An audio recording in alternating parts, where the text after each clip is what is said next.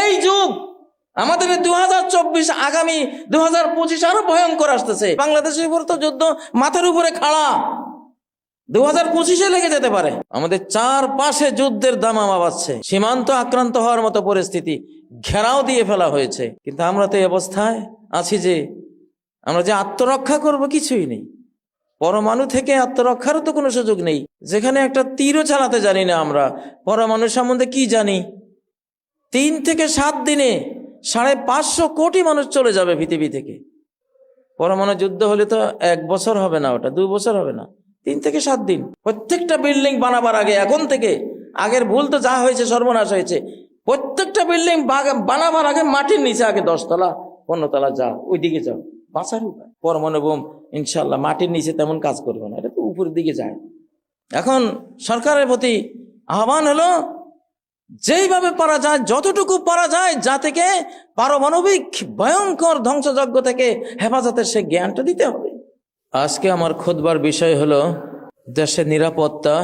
সকল কিছুর আগে কোরআনে কারিমে অনেক আয়াতে নিরাপত্তাকে আল্লাহ 1 নম্বরে এনেছেন। ওয়াইজ ক্বালা ইব্রাহিম রব্বি জাআল হাযাল বালাদা আমিনা। স্মরণ করো সেই সময়কে যখন ইব্রাহিম দোয়া করেছেন, হে রব, এই নগরকে, শহরকে আপনি নিরাপদ করুন। নিরাপত্তা আগে। অদরাবাল্লাহু মাসালান ক্বরিয়াতান কানাত আমিনাতাম মুতমাইন্নাহ। আল্লাহ এক্সাম্পল দিচ্ছেন একটি রাষ্ট্রের, একটি নগরের, যে দেশটি কি ছিল, তার প্রথম গুণটি কি ছিল, যে গুণটি সবার আগে থাকা চাই, আমিনা, আমিনাতাম মুতমাইন্নাহ। সেই জনপদটি ছিল নিরাপদ, শান্তিময়। মক্কা, মক্কা নগরী এখনো নিরাপদ। কেউ আক্রমণ করতে আসলে আকাশের আক্রমণ এসে ধ্বংস হয়ে যাবে। বাইতুল্লাহ আক্রমণ করতে আসলে অতীতে ঝাঁকে ঝাঁকে পাখি দিয়ে আল্লাহ তাআলা ধ্বংস করেছেন, সূরা আল ফিলে যেটা আল্লাহ নিজে বলেছেন। এখনো একই ঘটনা ঘটবে যদি কেউ বাইতুল্লাহ আক্রমণ করতে যায়। প্রিয় বন্ধুরা, এই জন্য নিরাপত্তা সবার আগে। বর্তমান পৃথিবী, যে পৃথিবীতে আমরা আছি, সবার আগে সমগ্র জাতির সক্ষম নারী পুরুষকে নিরাপত্তার ট্রেনিং দিতে হবে, যুদ্ধের ট্রেনিং দিতে হবে। সরকারের 1 নম্বর ফরজ কাজ এখন এটি। আলহামদুলিল্লাহ, বাংলাদেশ সরকার উদ্যোগ নিয়েছেন সবাইকে প্রশিক্ষণ দেওয়ার।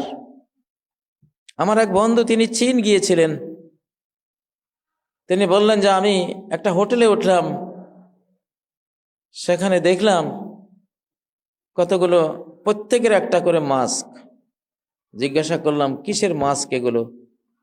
ওরা বলল এটা নিউক্লিয়ার মাস্ক। পারমাণবিক আক্রমণ হলে কিভাবে বাঁচব, সবার একটা করে পারমাণবিক মাস্ক রয়েছে, যেটা তখন মাথায় এবং তার নাক, চোখ, মুখ সব ঢেকে দিয়ে তাকে নিঃশ্বাস নিতে সহযোগিতা করবে, বেঁচে থাকতে সহযোগিতা করবে। আমাদের বাংলাদেশে পারমাণবিক মাস্ক তো দূরে থাকুক, একটা ইয়ার গান চালাতেও আমরা জানি না। এই যে অবস্থা, অসহায় জাতি আমরা এখনো। আমাদের চারপাশে যুদ্ধের দামামা বাজছে, সীমান্ত আক্রান্ত হওয়ার মতো পরিস্থিতি, ঘেরাও দিয়ে ফেলা হয়েছে। মিয়ানমার সীমান্তে অলরেডি সেখানে সাজ রব পড়ে গেছে। কিন্তু আমরা তো এই অবস্থায় আছি যে আমরা যে আত্মরক্ষা করব কিছুই নেই। পরমাণু থেকে আত্মরক্ষারও তো কোনো সুযোগ নেই। যেখানে একটা তীরও চালাতে জানি না আমরা, পরমাণু সম্বন্ধে কি জানি? 3 থেকে 7 দিনে 550 কোটি মানুষ চলে যাবে পৃথিবী থেকে। পরমাণু যুদ্ধ হলে তো 1 বছর হবে না, ওটা 2 বছর হবে না, 3 থেকে 7 দিন। শুধু কতগুলো নিউক্লিয়ার সুইচে ওরা টিপ দেবে আর গজব হয়ে যাবে পৃথিবীর 550 কোটি মানুষ। এটা তো হাদিস, আমি বারবার বলেছি আপনাদেরকে, তথ্য দিয়ে হাদিসে আছে এরকম। ইউকতালু সুলুস, 1/3 খুন হয়ে যাবে, নিহত হয়ে যাবে, আর 1/3 বিভিন্ন মহামারীতে মারা পড়বে, থাকলো আর 1/3। 820 কোটি মানুষের মধ্যে 350 কোটি মানুষ থাকবে। এগুলো তো এখনকার সামরিক রিসার্চ বলে, আর হাদিসের কথা তো বহু আগে আমরা বলে আসছি। লক্ষণও তো সেটা। যেসব মানুষদের কাছে পারমাণবিক এই অস্ত্রগুলোর নিউক্লিয়ার বাটনগুলো আছে, তারাও আরেক পারমাণবিক বোমা নিজেরা, তারাও নিউক্লিয়ার ম্যান। তাদের ভিতরে মায়া দয়া এটা উঠে গেছে কবে? এটা তো প্লাস্টিক হয়ে আছে।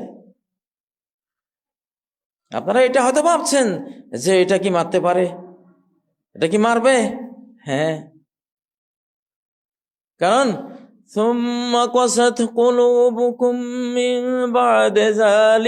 তোমাদের হৃদয়গুলো কঠিন হয়ে গেছে। ফাহিয়া কাল হিজারা, সেটা পাথরের মতো। আও আসাদ্দ কাসওয়া, বরং পাথরের চেয়ে আরো বড় কঠিন। এবং হাদিসগুলোতে রয়েছে কুলুবুহুম কাজুবারিল হাদিদ, শেষ জামানায় এমন নিষ্ঠুর মানুষেরা আসবে, তাদের হৃদয়গুলো হবে লোহার খণ্ডের মতো, আয়রন হার্ট। ওদের কি মানবিক হার্ট আছে? নিউক্লিয়ার বম যাদের হাতে, যারা মারতে চায়, তাদের মনটা নিউক্লিয়ার বমের চেয়ে আরো নিষ্ঠুর হয়ে আছে। ওদের কি দিতে হবে? আমরা তো সব আকাশের দিকে বিল্ডিং বানিয়ে উঠছি, আমরা বোকা। আমাদের যাওয়া উচিত এই যুগে মাটির নিচের দিকে। 20 তলা বিল্ডিং মাটির নিচে করতে হবে।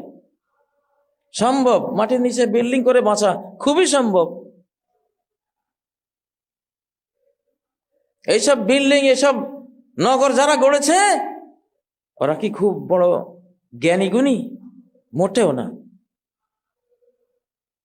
আনতারাল হুফাতাল উরাতাল আলাতা রিয়া আশ-শাইয়াতাতাওয়ালুনা ফিল বুনিয়ান, হাদিসে জিবরাইল, বুখারী মুসলিমের যে জিবরাইল আলাইহিস সালামের হাদিস নামে বিখ্যাত হাদিস, সেখানে আছে, তুমি দেখবা বিশাল বিশাল আকার চুম্বী বিল্ডিং বানাবার প্রতিযোগিতা লাগিয়েছে এক শ্রেণীর নিকৃষ্ট মানুষ। কি তাদের বৈশিষ্ট্য, কি তাদের গুণ? আল হুফাতা, একসময় জুতা ছিল না পায়ে, ফকিন্নির পুত, একসময় পায়ে জুতা ছিল না। আল ওরাতা, উলঙ্গ ছিল, ল্যাংটা, পোশাকও ছিল না গায়ে, এমন অবস্থা ছিল। আল আলা, দরিদ্র ফকির, খাইতে পায় না, পড়তে পায় না, শিক্ষা নাই, দীক্ষা নাই, রুজি করবে সেই বুদ্ধি নেই, এই শ্রেণী। রেয়া আশা, ছাগল চড়িয়ে, ভেড়া পশু চড়িয়ে জীবন যাপন করত। আজকে তারা কেউ 15 তলা, কেউ 20 তলা, কেউ 50 তলা, কেউ 100, কেউ 200 তলা বিল্ডিং এর মালিক। এই শ্রেণীটা হাদিস।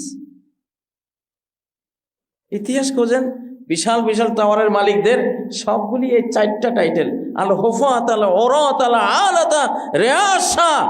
জুতা নাই, কাপড় নাই, খাবার দাবার নাই, রাখাল, গরু ছাগলের রাখাল।